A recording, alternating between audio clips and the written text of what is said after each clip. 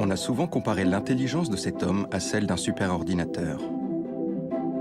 Si un jour une conscience artificielle supplante l'intelligence humaine, ce sera en grande partie le fait de John von Neumann. Si le monde connaît un nouvel équilibre à l'ère de la civilisation numérique et des réseaux intelligents, c'est en grande partie grâce à lui.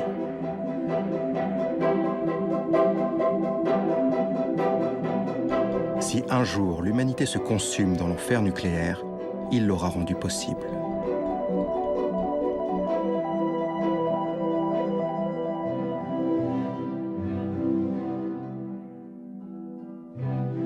Cet homme, aux allures de dandy, élevé dans l'atmosphère décadente de l'Empire austro-hongrois, a contribué aux découvertes les plus fondamentales et abstraites au siècle dernier. Il s'est également impliqué dans leurs conséquences les plus radicales.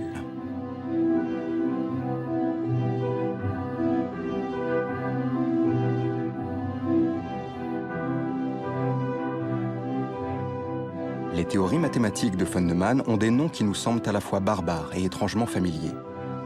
Automates cellulaires, théorie des jeux, similitude entre le cerveau et l'ordinateur, théorie de la destruction mutuelle assurée. Ces noms nous paraissent étrangement familiers car ils correspondent à des théories qui changent notre monde de plus en plus vite. Si la Terre est devenue une planète village connectée, c'est grâce au réseau, à la révolution informatique, à l'intelligence artificielle que von Neumann, plus que quiconque, aura contribué à créer. Un monde qu'il a imaginé et prédit peu de temps avant sa mort.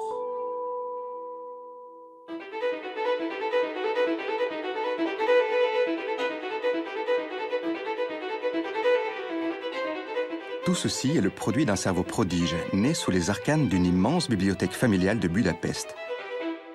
Car la prime enfance de John von Neumann se passe dans la capitale de la Hongrie. C'est l'époque de l'Empire austro-hongrois de François-Joseph, avant la Grande Guerre de 14-18, qui va détruire une civilisation européenne, dans laquelle la culture juive avait joué un très grand rôle. Notamment dans la science, l'art moderne, la philosophie, qui deviennent des facteurs d'universalisme dans cet empire tiraillé par les nationalismes des peuples qui le composent. Les Habsbourg, quintessence de cette civilisation européenne, sauront utiliser les talents de la communauté juive qui vit dans cette tour de Babel aux 50 langues. Les grandes familles juives les plus utiles à l'Empire seront invitées à s'intégrer pour éviter un antisémitisme latent dans toute la société, se convertir au catholicisme ou acheter un titre de noblesse. Il en a été ainsi de la famille von Neumann. Marina est la fille de John von Neumann. Économiste réputée à l'université de Ann Arbor, Michigan, aux États-Unis, elle a été la conseillère de Richard Nixon à la Maison-Blanche. Elle évoque les racines familiales de John von Neumann et de son père, Max. Eh bien, il était originaire de ce que nous pourrions appeler la haute bourgeoisie de Budapest,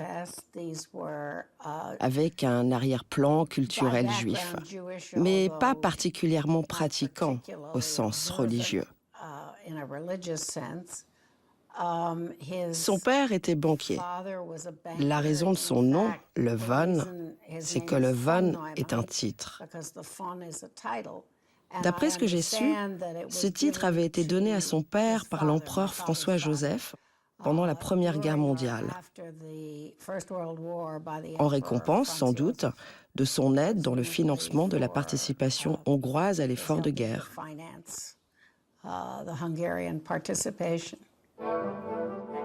Neumann János, de son prénom hongrois, naît le 28 décembre 1903. Il sera l'aîné d'une fratrie. Hyperactif, Dès l'âge de 2 ou 3 ans, il ne cesse d'explorer l'espace et se jette sur les livres, les jeux, démonte les mécanismes de la maison comme les systèmes de monte-charge, les téléphones. Max et sa femme croient se retrouver devant le cerveau d'un adulte hors norme. Pour le calmer, on lui apprend à lire vers 2 ans. À 6 ans, John converse en grec ancien avec son père Max. À 8 ans, il a lu l'essentiel de la bibliothèque et mémorise les 44 volumes de l'histoire universelle qu'il connaît par cœur. Un petit garçon se met à dessiner des symboles mathématiques devant ses cousines lors des grands déjeuners familiaux servis par des domestiques. Vérification faite par les parents de Janos, il ne s'agit pas de figures triviales, mais de manipulation de suites numériques, d'idées sur les convergences de sommes, de concepts qui utilisent les infinis et les limites. Jusqu'à sa mort en 1957, John von Neumann ne s'arrêtera jamais de tracer les signes de la langue de l'univers. Edward Teller. Il est l'un du groupe des 4 scientifiques hongrois dont faisait partie John von Neumann qui ont émigré aux États-Unis et qui ont révolutionné la physique américaine. Many people have wondered how Johnny von Neumann could think so fast and so effectively. How he could find so many original solutions in areas where most people did not even notice the problems. I think I know a part of the answer, perhaps an important part. Johnny von Neumann enjoyed thinking.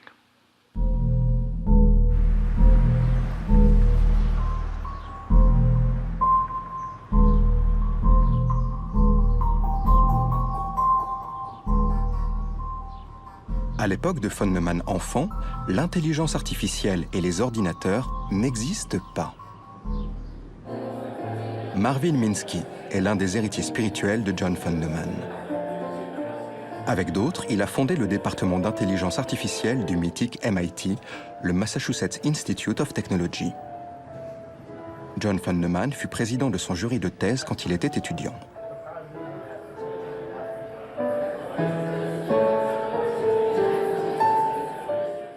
Un von Neumann vaut 100 personnes normales.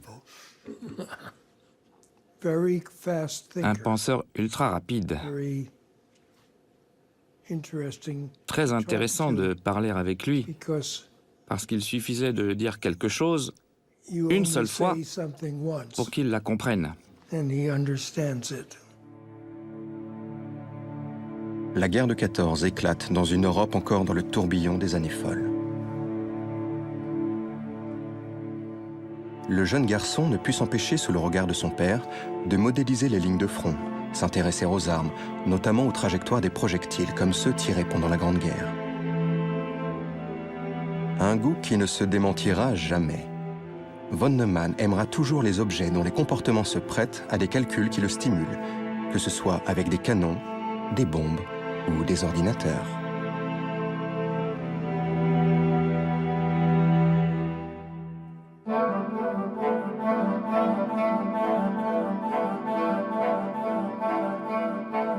À partir de 1914, Max envoie son fils au célèbre lycée luthérien de Budapest. Il n'y rencontrera pas seulement Edward Teller, mais aussi Léo Szilard et le jeune Eugène Paul Wigner.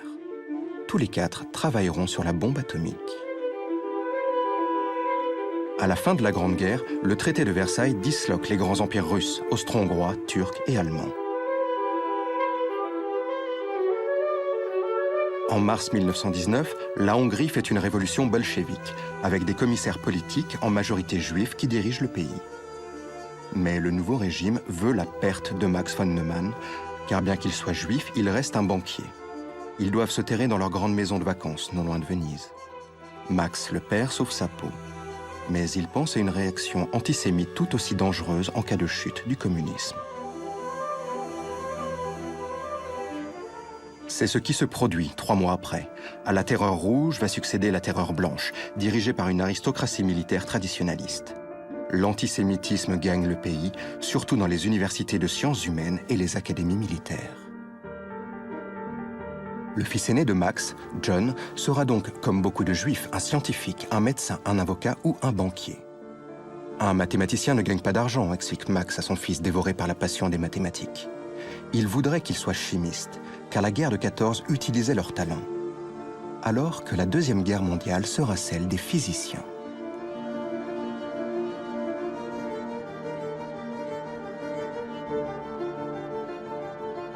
C'est donc à 16 ans que von Neumann s'inscrit à l'université de Budapest en mathématiques et parallèlement à l'université de Berlin en chimie, où il va vivre 2 ans. À Berlin, János devient Johann pour ses pairs. Les mathématiques l'intéressent beaucoup plus que la chimie. À Berlin, on discute philosophie et mathématiques jusque dans les cafés et on y écrit des équations sur les tables. Von Neumann, à 20 ans, participe sans complexe à la refonte de toutes les mathématiques. Imaginons que toutes les fenêtres de cet immeuble soient contenues dans une seule de ces fenêtres. Logiquement, cela paraît impossible. Pourtant, c'est le genre de paradoxe que le logicien britannique Bertrand Russell a trouvé caché dans les bases mêmes des mathématiques. Tout l'édifice mathématique était fragilisé. Alors von Neumann le restaure en définissant de nouvelles règles de construction des bases mathématiques.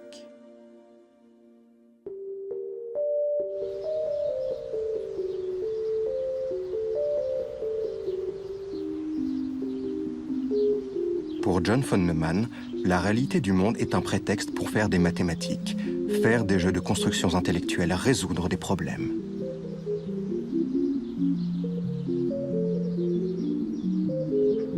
Mais résoudre quasi instantanément des problèmes, est-ce forcément comprendre leur signification? L'un des plus grands mathématiciens et physiciens d'aujourd'hui, Sir Roger Penrose, répond à cette question. Laissez-moi vous donner un exemple de quelque chose que je crois utile ici. Un de mes amis, pur mathématicien et homme merveilleux, et très bon mathématicien, Robert. Il disait, il y a 2 sortes de mathématiciens. Les mathématiciens malins et les mathématiciens idiots. Un mathématicien idiot est quelqu'un du genre, qu'est-ce que vous voulez dire par là? Ah. Et vraiment, l'idiot est bon en mathématiques, à un niveau profond, mais pas rapide. Von Neumann était le mathématicien malin par excellence, parfaitement malin. Il résolvait toutes sortes de problèmes instantanément, plus vite que n'importe qui d'autre, et trouvait la solution. Mais peut-être que quand il se mettait à comprendre à un niveau plus profond, il n'était pas aussi bon qu'un mathématicien idiot, si vous voulez, avec des manières de comprendre peut-être pas aussi rapides que von Neumann. Parce que von Neumann était incroyablement bon. Il est original, il a opéré dans énormément de domaines mathématiques. Brillant mathématicien, mais mathématicien malin. En 1923, John von Neumann quitte Berlin et va à Zurich où il passe comme une formalité son concours d'entrée en chimie dans l'école polytechnique la plus difficile du monde. Plusieurs années avant, Einstein y fut recalé et dut rentrer comme employé au bureau des brevets de Berne. En 1926, von Neumann obtiendra tous ses diplômes, chimie et doctorat de mathématiques. Il part dans la capitale mondiale des mathématiques, Göttingen en Allemagne, avec l'aide de l'une des fondations Rockefeller. Kurt Gödel, logicien, mathématicien plus jeune que von Neumann, était en train d'y faire une découverte mathématique majeure. Des règles incertaines peuvent exister dans les mathématiques. On ne peut pas savoir si elles sont vraies ou fausses. Il faut leur faire confiance. Si ces règles sont des choses auxquelles vous croyez, si vous avez cette intuition, et que vous suivez ces règles, toutes les choses que vous obtenez devraient être vraies. Et alors, vous pouvez aller au-delà des règles.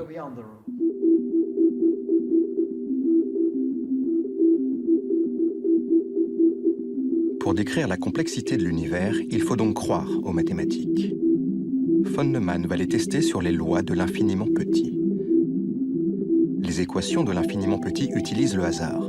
C'est ce qu'on appelle la mécanique quantique. Elle décrit aussi bien les forces dans l'atome que la naissance de l'univers primordial. Von Neumann trouve que cette physique de l'infiniment petit n'est pas rigoureuse. les physiciens dont Einstein sont divisés sur cette question. Deux d'entre eux, Schrödinger et Heisenberg, s'affrontent avec leurs équations. Ils sont en désaccord sur le rôle du hasard. Ils n'ont pas la même vision de l'infiniment petit. Von Neumann découvre que, mathématiquement parlant, en fait, ils disent la même chose. Alors, il commence à écrire en 1926 ce qui sera les fondements mathématiques de la mécanique quantique. Mais ce que recouvrent vraiment les lois de la physique ne l'intéresse pas tellement. Il a écrit ce livre clé et très important sur la mécanique quantique. Il a pris toutes ces choses et il a construit une structure avec ces deux approches, en essayant de comprendre comment elles pouvaient fonctionner ensemble. Mais ce n'était pas le genre de personne à se poser la question de la nécessité d'aller au-delà de la mécanique quantique. Je pense que c'était l'une de ses limites. Mais il est mort très jeune et bien évidemment, il était incontournable dans beaucoup de domaines des mathématiques. Et clairement, un mathématicien incroyable. Aucun doute là-dessus. En 1927, von Neumann retourne à l'université de Berlin pour suivre son travail sur la mécanique quantique. Il devient à 25 ans le plus jeune Privatdozent du monde, un titre que l'on décerne juste avant l'obtention d'une chaire.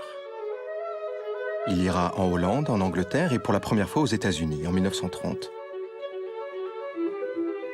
Considéré comme une star, culte dans la communauté des mathématiques en Europe, il acquiert la réputation de saisir instantanément une idée d'un étudiant et de la transposer mathématiquement quelques heures après sous une forme limpide.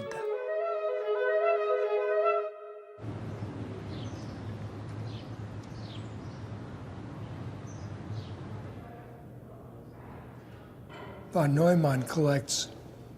Neumann sent les idées porteuses. Il ne les découvre pas, mais il les comprend et encourage les gens à les développer et à en produire de meilleurs.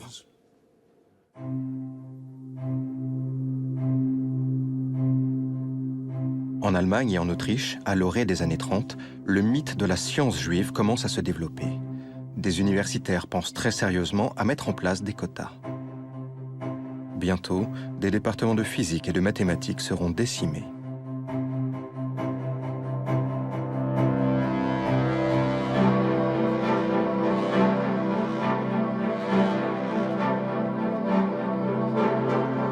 Aux États-Unis, depuis le début du siècle, on s'inquiète du retard de l'Amérique en mathématiques.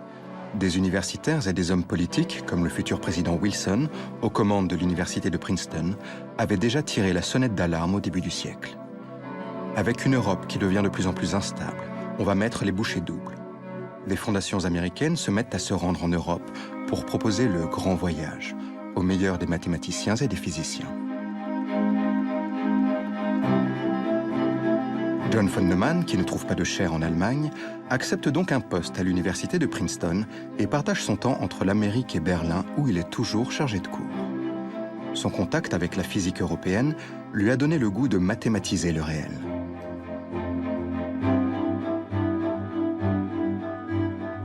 C'est pourquoi, à Princeton, il peaufine avec le professeur Almos sa théorie des anneaux d'opérateurs. Toute la complexité du monde devient calculable au moyen de tableaux de 0 et de 1 qui la codent. Ce sera un outil d'une puissance phénoménale qui annonce la révolution numérique. Il y a un aspect tragique dans le destin de von Neumann. Pourquoi n'est-il pas aussi célèbre qu'Einstein? Le prix à payer d'un cerveau trop rapide, trop touche-à-tout? Il laisse à d'autres le soin de développer les idées qu'il produit.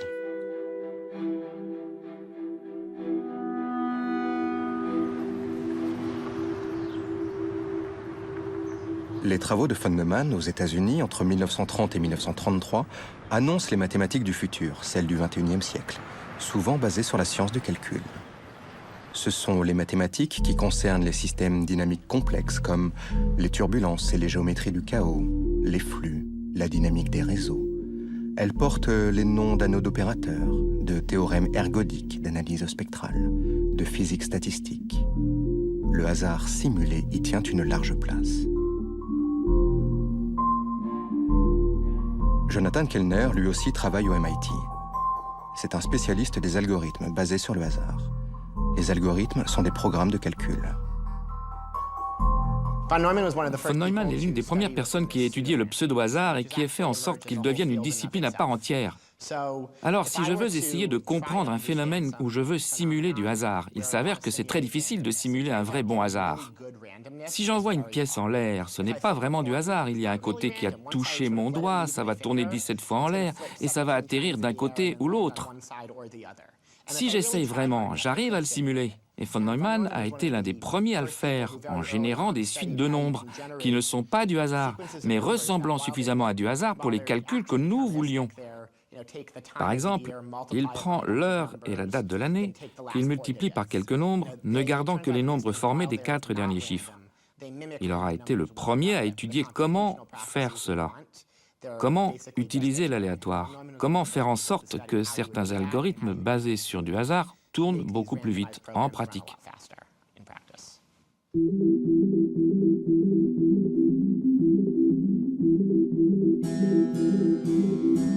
Or, ces algorithmes aléatoires, ces procédures de calcul, qui découlent des découvertes mathématiques de von Neumann de cette époque, par leur puissance, ont permis aujourd'hui des choses aussi réjouissantes que le trading haute fréquence, ou de concevoir des produits dérivés financiers.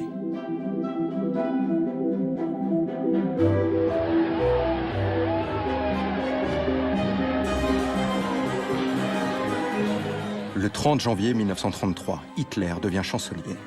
John von Neumann démissionne de tous ses postes universitaires et honorifiques en Allemagne. À partir de ce moment, von Neumann fera tout pour éradiquer les nazis. Il se souvient de l'antisémitisme insidieux de la Hongrie de son enfance.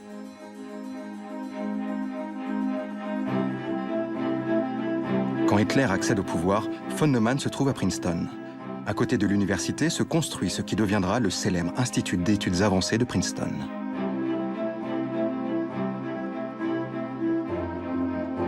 Dans l'esprit des promoteurs, l'Institut devait être une sorte de temple de la science où des débats fondamentaux surgiraient, issus de cerveaux venus de tous les continents, à l'abri des tumultes du monde. Dans les départements sciences de la nature, von Neumann sera engagé avec Einstein, Gödel et des mathématiciens américains. Entre-temps, après la mort de Max en 1929, John von Neumann s'est marié avec Mariette Covesi, une amie d'enfance de Budapest, la mère de Marina. Il lui a fait sa demande en lui disant qu'ils aimaient tous les deux boire et qu'ils allaient bien s'amuser. Le couple découvre la vie dans une ville américaine de province, qui ne correspond pas vraiment à l'univers raffiné de la vieille Europe. Quelque chose manque à von Neumann. C'est l'atmosphère de conversation fiévreuse entre scientifiques que l'on trouvait à Budapest, Berlin et Göttingen, autour des cafés, et dont les tables en marbre servaient de tableaux pour écrire des équations. Alors, il va donner des réceptions, chez lui. The von Neumann house was a gathering place for them in a round of memorable parties. Hermann Pfeil and his wife, Niels Bohr, Marston and Louise Morse, von Bargmann, Artin and his wife Natasha, Oswald Veblen, James Alexander, Bertrand Russell, Harry Smythe, Arthur Kestler, and Oscar Morgenstern, who remembers. There was one evening party where Einstein appeared. It was the only time I've ever seen Einstein wear a tuxedo, but he didn't wear socks even then. The parties at Johnny's house were a mixture of instant scientific discussion and then complete irrelevance. You went there with a light feeling every time, because there was a spirit of freedom in that house, and it was really wonderful. Whenever Johnny saw a funny hat, he'd put them on. He loved to be looked at, and he would show off to the ladies. He had one with a little contraption that made a noise when you... Je me suis aperçu avec le temps qu'il avait cette surface tout en bonhomie.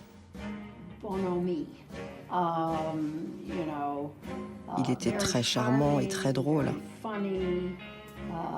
Il aimait les bonnes fêtes, les boissons fortes, les blagues salaces. Mais sous cette surface, il avait une vision profondément cynique et pessimiste du monde. Et c'était difficile de le suivre quand il basculait de l'une à l'autre, parce qu'il y avait ces deux côtés, disons, ces deux couches au sein de sa personnalité.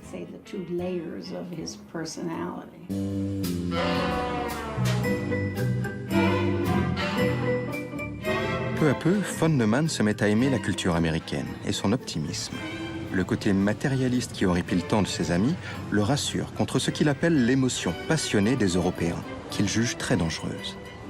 Ses nouvelles relations aux États-Unis l'appellent tous Johnny. Les von Neumann et les Einstein dînent à New York tous les quatre en 1935. Le côté show-off du grand physicien, qui préféra aller honorer un concert comme invité d'honneur avec la femme de von Neumann plutôt que de continuer la soirée à quatre, devait agacer le Hongrois. Au moins autant que ses engagements politiques qu'il trouvait trop émotionnels. Il pensait Einstein beaucoup trop tolérant avec les communistes, de par son pacifisme et ses opinions de gauche.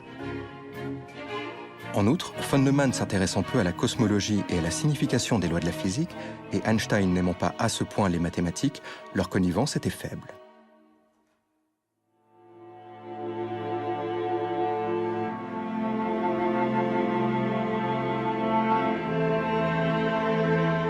Les capacités de calcul de John von Neumann n'ont pas échappé aux états-majors des deux futurs alliés, l'Angleterre et les États-Unis. Il prend plaisir à être consultant pour les armées britanniques et américaines qui se préparent à la guerre. Calculer les trajectoires de projectiles les plus précises possibles est un effroyable casse-tête, car la densité de l'air change et modifie celle-ci. Von Neumann utilise avec délice ces nouvelles mathématiques qui font merveille.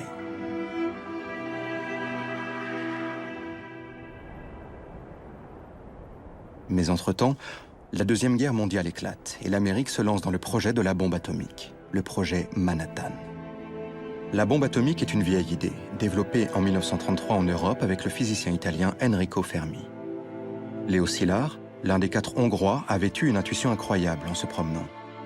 Il y a dans la nature des atomes instables qui se désintègrent avec une forte émission d'énergie. Des atomes radioactifs qui eux-mêmes feront se désintégrer d'autres atomes radioactifs. Pourquoi ne pas faire de cette réaction en chaîne l'arme absolue? Mais il faudra la canaliser. Les nazis comprennent très vite l'idée, mais pas Hitler, qui pense que c'est bien une idée de savants juifs.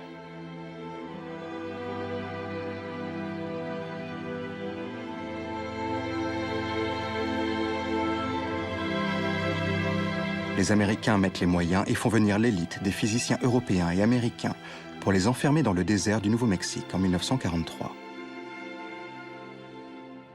Von Neumann, qui vit toujours à Princeton, est engagé comme consultant.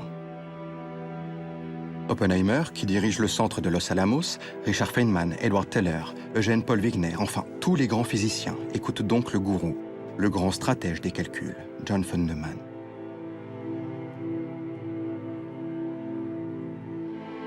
Sans calcul, pas de simulation numérique et impossible de trouver la convergence de la réaction en chaîne qui doit aboutir aux champignons.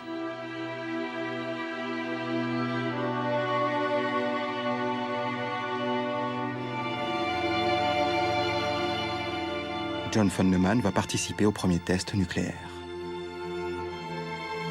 Von Neumann s'intéresse à la compression du noyau en plutonium nécessaire à la fission, concernant Fatman, le nom de la bombe lâchée sur Nagasaki. Il participe au comité des cibles. Von Neumann avait choisi Kyoto, mais le secrétaire à la guerre Henry Stimson avait été ébloui par la culture de la ville et y ayant passé sa lune de miel. Selon lui, raser Kyoto empêcherait toute réconciliation future. Le président Truman retiendra d'autres cibles, dont Nagasaki. Von Neumann découvre que les effets dévastateurs sont incommensurables si la bombe explose en altitude. C'est lui qui calculera la hauteur optimale. Les 6 et 9 août 1945, les largages se sont produits selon un mode opérationnel défini par les calculs de von Neumann.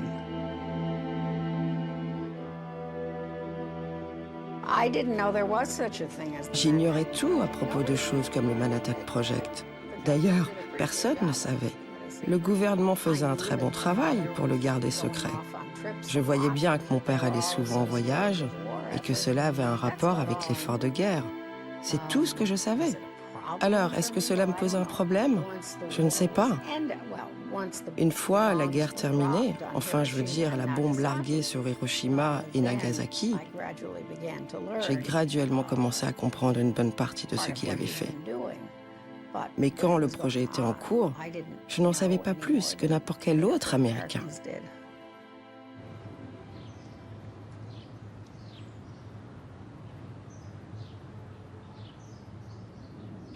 Très jeune, von Neumann avait été fasciné par un théorème de mathématiques expliquant entre autres que dans une tasse de café remuée, une quantité infinitésimale de liquide doit retrouver obligatoirement au moins une fois sa position initiale. Ce point fixe est le pivot d'un équilibre, une forme de coopération. Le système formé par deux joueurs dans le tourbillon de la partie se stabilise pour minimiser les risques de chacun tout en préservant le maximum de gains. Von Neumann généralise cette idée dans le champ économique. Ce sera la théorie des jeux qui l'étend à tous les domaines de l'activité humaine à partir de 1944. Des activités comme les marchés financiers. Mais cela peut être une partie de ping-pong, une compétition pour l'accès à l'eau. Une coopération entre prisonniers soumis à des interrogatoires séparés. La théorie des jeux fournit des probabilités sur le degré de coopération future entre plusieurs joueurs. Constantin Daskalakis, mathématicien au laboratoire d'intelligence artificielle du MIT, travaille sur la théorie des jeux. Le but de la théorie des jeux, c'est de modéliser mathématiquement une interaction entre individus, peut-être deux, peut-être plus. C'est-à-dire de fournir un modèle, mais aussi une prédiction de ce qui va se passer dans l'interaction. Cette interaction peut être une partie, un jeu dans le sens propre du terme, mais ça peut aussi être une interaction économique ou sociale, ou encore un conflit militaire. Ça peut être la guerre froide, les États-Unis contre la Russie. Le 2 septembre 1945, le Japon capitule. La guerre froide commence entre l'Occident et l'Union soviétique.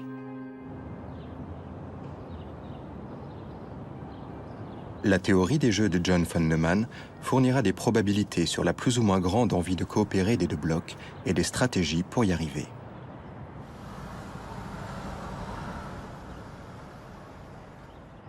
Robert Aumann, professeur au Centre d'études de la rationalité à l'Université de Jérusalem, mathématicien, a eu le prix Nobel d'économie en 2005. Il applique la théorie des jeux à l'analyse des conflits et notamment à la guerre froide. À cette époque, c'était le point culminant de la guerre froide entre les États-Unis et l'Union soviétique. Et il y avait des tentatives de ces deux pays de réduire le nombre de leurs armes atomiques. Mais le problème, c'était que personne ne connaissait la quantité d'armes nucléaires que l'autre partie possédait. Bien qu'on puisse en principe contrôler la destruction d'armes atomiques, la question principale n'est pas combien on en détruit. La question principale, c'est combien il en reste. Vous saisissez? Une série de négociations avait lieu à Genève. Et l'Agence américaine pour le contrôle des armes et du désarmement s'est alors tournée vers une entreprise de conseil en mathématiques pour lui demander de quelle façon la théorie des jeux peut nous aider à conduire ces négociations. Peut-elle nous aider? Et de quelle façon peut-elle nous aider? 1945, c'est Hiroshima et Nagasaki. En 2005, je reçois mon prix Nobel. Et pas une seule fois, dans ces 60 ans, pas une seule fois, l'arme nucléaire n'a été utilisée d'une façon hostile. On pourrait penser le chemin vers la paix est le désarmement. Non, c'est l'inverse. Le chemin vers la paix, c'est que pendant, disons, 40 ans, entre 1948 et 1988 ou 1989, c'est que pendant 40 ans, il y avait des avions dans les airs, armés de têtes nucléaires 24 heures sur 24, 365 jours par an, dans les airs, tout le temps. Les armes nucléaires, c'est ça qui a apporté la paix. C'est ça la théorie des jeux. Ce n'est pas très compliqué à comprendre.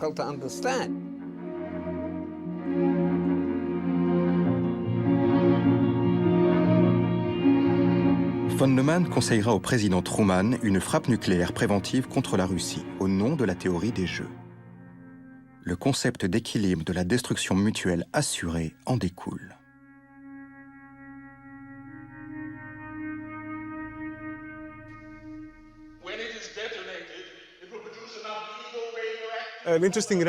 Une référence intéressante du cinéma concernant von Neumann est le film de Kubrick, Dr. Folamour. C'est la scène dans la salle de commandement stratégique. Et Dr. Folamour, si vous regardez le film, développe le raisonnement de la théorie des jeux et explique justement ce qu'est une bonne stratégie. Deterrence is the art of producing in the mind of the enemy the fear to attack. Si je sais que si j'attaque, tu vas me contre-attaquer et me détruire, cela va m'empêcher de t'attaquer. Donc le dispositif de destruction totale développé dans le film, ça veut exactement dire ça.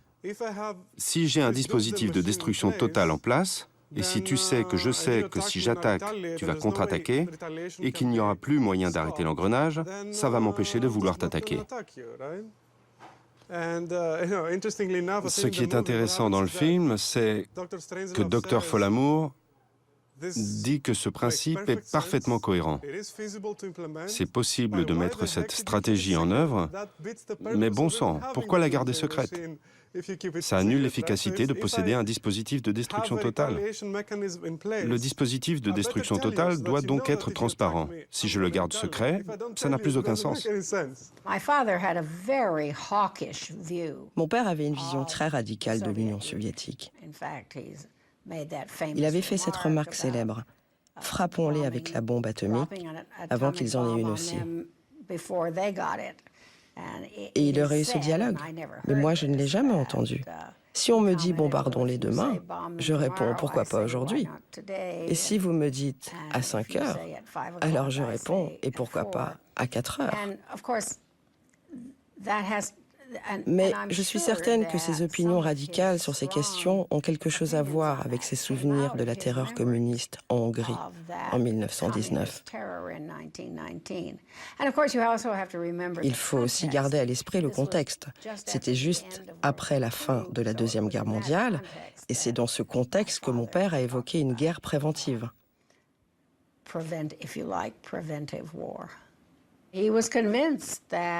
Il était convaincu qu'il y avait une grande probabilité que l'humanité puisse s'éliminer. Avant 1980, il n'avait tout simplement pas confiance dans les capacités de l'humanité à contrôler tous les instruments qu'il avait créés. Il avait une vision très pessimiste sur la nature humaine.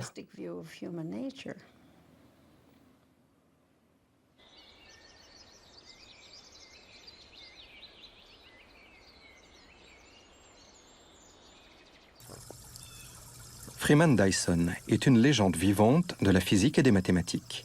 Il continue de réfléchir dans cet institut d'études avancées de Princeton, où von Neumann passa tant d'années. Ils se sont souvent croisés. Dyson, à la différence de von Neumann, se pose la question de l'utilité des armes nucléaires et des bombardements préventifs en général. Oui, alors, je pense que nous étions plus ou moins dans des points de vue opposés. Mais je comprenais qu'il était hongrois et cela faisait une grande différence. Pour lui, la Russie était la menace principale.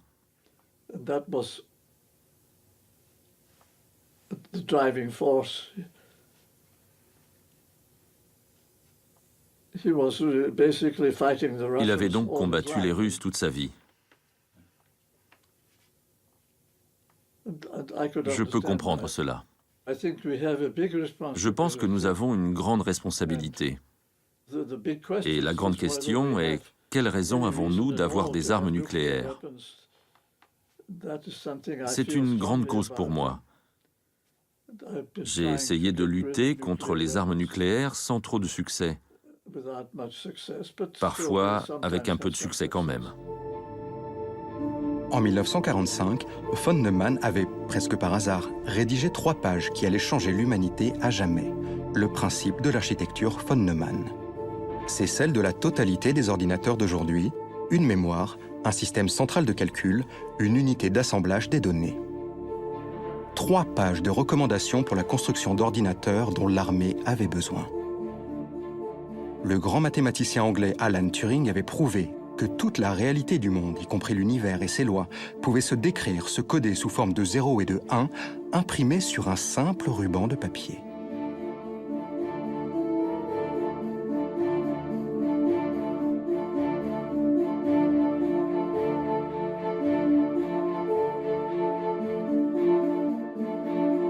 Cette idée de codage de l'essence même du monde à travers une machine virtuelle avait fasciné von Neumann. Avi Whitgerson est un mathématicien, chercheur en sciences du calcul, actuellement au Centre d'études avancées de Princeton, là où se trouve Freeman Dyson. Mathématiquement parlant, il semblerait que tous les ordinateurs d'aujourd'hui soient construits avec les mêmes unités logiques, quelle que soit leur technique d'assemblage. L'idée initiale, c'est toujours le papier de Turing, qui a été le premier modèle théorique d'un ordinateur. La machine de Turing est un concept de calcul très minimal et pas adapté pour être concrétisé ou utilisé. L'apport de von Neumann, c'est la conception d'une structure qui opère à un tout autre niveau, un ordinateur adapté aux besoins généraux.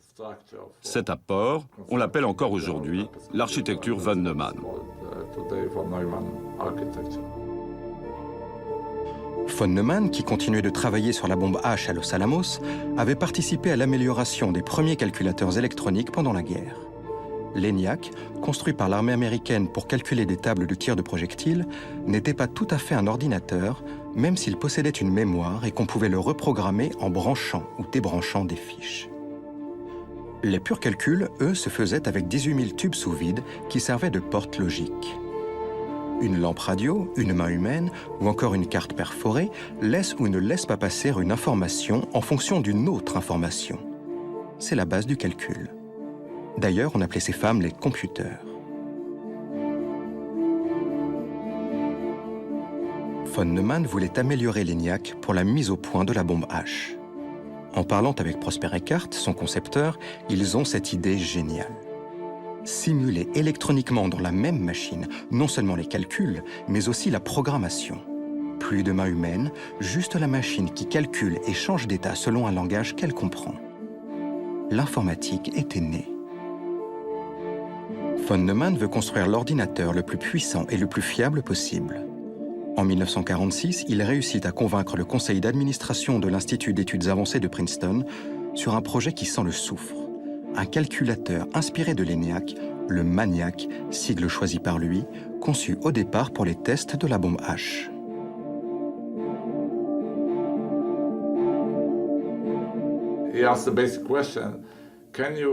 Il a posé une question pratique. Peut-on créer un ordinateur fiable ou un processus de calcul fiable basé sur des composants non fiables? Vous avez ces éléments de base, ces tubes sous vide, ce qu'on appelle le hardware, des objets physiques. Ils vont être les portes logiques qui permettent le calcul. Vous les achetez à l'usine, mais imaginons qu'un composant sur 100 soit défectueux. Vous ne savez pas lequel. Ce que von Neumann a découvert avec une vraie approche d'ingénieur, c'est qu'on peut programmer, faire un ordinateur aussi puissant qu'on veut, en assemblant des éléments non fiables. Vous pouvez les assembler à condition que le pourcentage des composants non fiables reste faible, 2 éléments sur 100 ou par exemple 1 sur 20. Voilà son principe. Trouver un processus de calcul qui laisse les erreurs s'accumuler un peu, mais pas trop, et faire en sorte qu'elles se réduisent. Elles vont s'accumuler et s'éliminer à nouveau.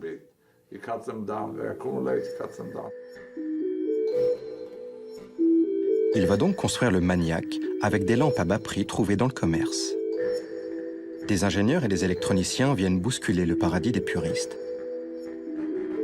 Gödel et Einstein, entre autres, voient d'un très mauvais œil l'irruption de la physique appliquée, avec des ingénieurs qui ont les mains dans le cambouis. Il y avait beaucoup d'opposants au projet ici. C'était un problème d'ordre culturel. Moi, j'aimais bien les gens impliqués dans sa machine. Il y avait des ingénieurs et pas mal de gens ne les aimaient pas. Ils n'étaient pas bien vus ici. Les ingénieurs avaient trop d'argent, voilà encore une raison. Pourquoi les gens ne les aimaient pas? Parce qu'ils avaient plus d'argent.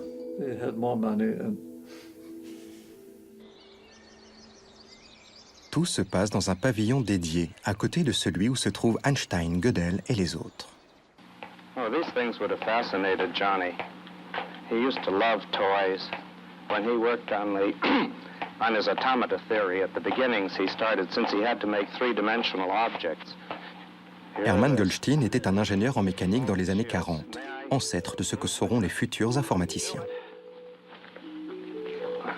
In 1946, Johnny asked me if I would join him at the end of the war in Princeton and help him to carry out in concrete form the ideas which he had been working on in 1944 and 1945. Of course, I jumped at the chance. We rushed to Princeton and got started. Von Neumann prend beaucoup de plaisir à la construction du Maniac.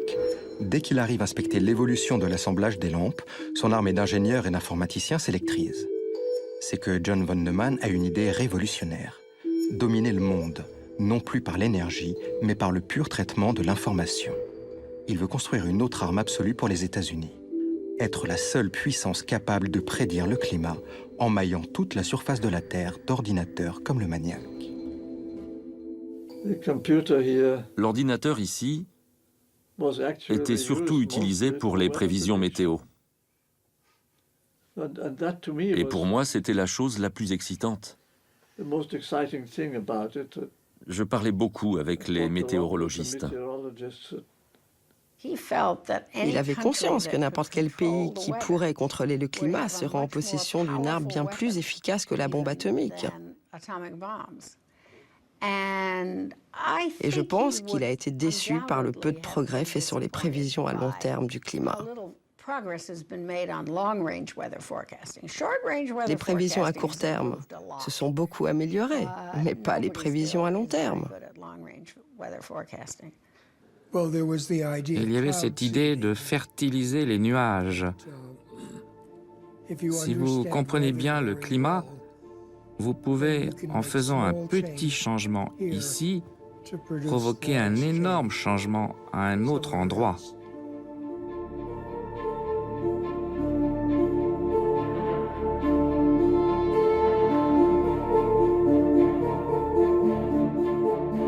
L'ordinateur Maniac se met vraiment à fonctionner en 1952. Mais entre-temps, l'architecture von Neumann s'est répandue partout. Le Maniac sera vite dépassé. Les compagnies comme IBM, qui avaient travaillé sur l'ENIAC, dont von Neumann est le consultant, produisent industriellement les ordinateurs basés sur son architecture qui vont envahir la planète. John von Neumann comprend l'un des premiers que l'humanité est arrivée à un point crucial de son histoire.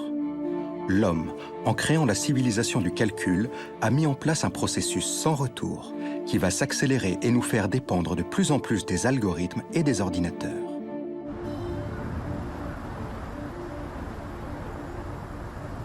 Ray Kurzweil est l'un des piliers du département recherche et développement de Google. Il se revendique comme un héritier de John von Neumann. Ray Kurzweil a conçu les premiers logiciels de reconnaissance de langage naturel et écrit un best-seller, La Singularité, directement inspiré de la prophétie de von Neumann.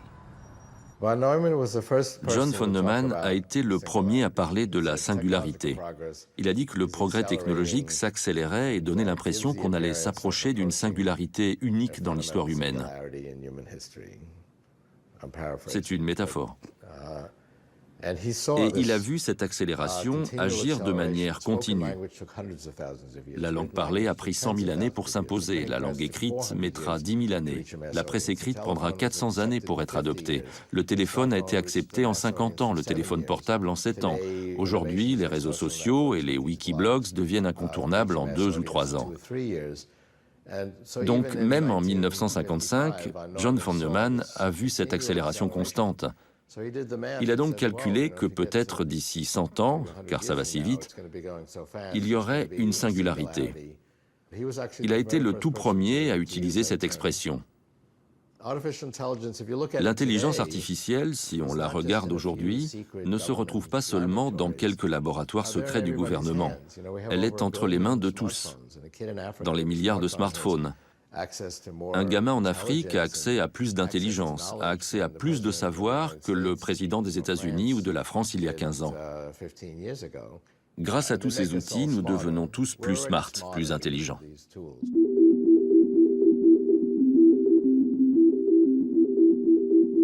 La civilisation du XXIe siècle est donc celle du calcul et de son accélération. Elle repose en grande partie sur une interrogation de von Neumann. Pourquoi ne pas imaginer des calculs, des codes, qui se reproduiraient et qui évolueraient un peu comme des êtres vivants? C'est par exemple l'idée des réseaux dans lesquels l'humanité s'est retrouvée connectée. Von Neumann les appelle automates cellulaires. L'une de ses contributions les plus importantes et les plus belles, c'est la compréhension des automates cellulaires. Une colonie de fourmis est un très bon exemple d'automate cellulaire. Les fourmis bougent, mais vous pouvez considérer ces mouvements comme des changements d'état d'une cellule à l'autre. Si vous considérez qu'un automate cellulaire est un exemple de calcul universel au sens d'une Turing machine, vous ne devriez pas être surpris des constructions époustouflantes réalisées par une colonie de fourmis. Si vous voulez faire une machine capable de se reproduire, la méthode la plus simple serait de faire une sorte d'empreinte et de la copier.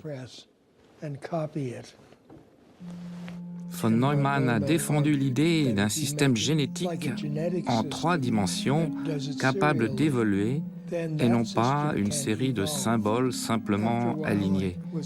Et après quelque temps, j'étais convaincu que son idée était la meilleure. Au début, j'ai pensé que l'idée la plus simple, la mienne, était la meilleure. Mais lui, il n'aimait pas les solutions les plus simples.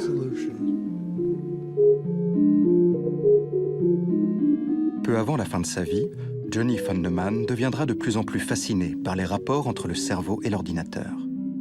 C'est le titre d'un ouvrage prophétique qu'il écrit peu avant son décès sur les mécanismes de la pensée.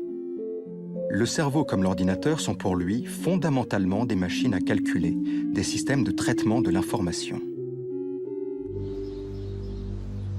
Pour Roger Penrose, le cerveau n'est pas une machine et va au-delà des pures règles formelles, dont Kurt Gödel avait montré qu'elles pouvaient être incertaines. J'ai lu son livre sur le cerveau et l'ordinateur il y a bien longtemps. Je l'ai trouvé intéressant parce qu'il développait ces analogies entre le cerveau et l'ordinateur. Je n'étais pas d'accord avec lui. Et le plus curieux est que la raison de mon désaccord avait quelque chose à voir avec le théorème de Gödel.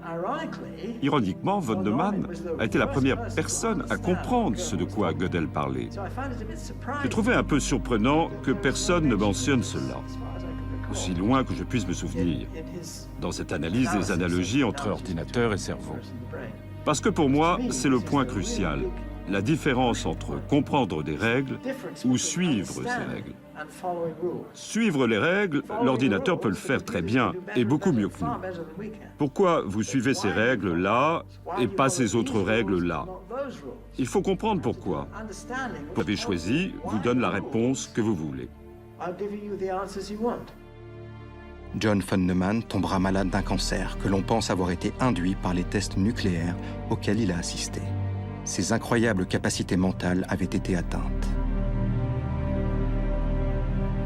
I cannot think of Johnny now without remembering a very tragic circumstance.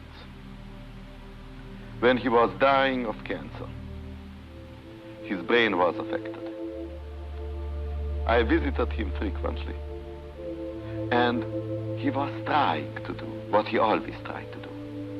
And he was trying to argue with me, as he used to. And it wasn't functioning anymore. And I think that he suffered from this loss more than I have seen any human to suffer in any other circumstance.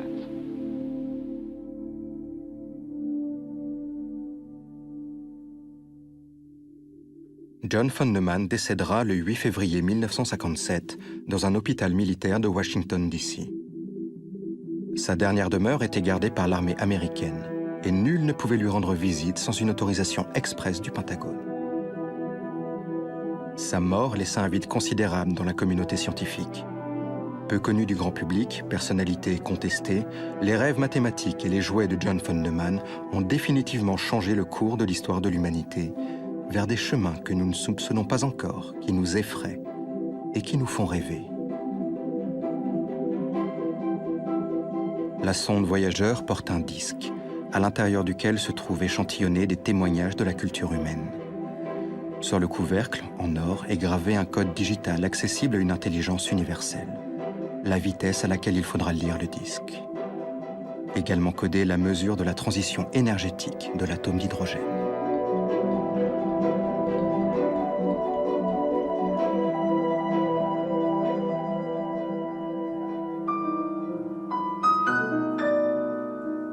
Toute sa vie, John von Neumann sera intervenu sur le contenu du message humain, son codage et sa transmission.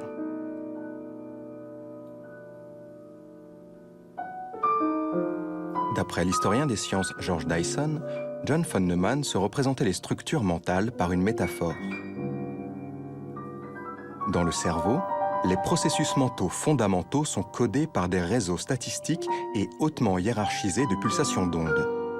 Un peu comme une partition code la musique, grâce à des intervalles plus ou moins grands entre deux notes jouées presque en même temps, ou successivement.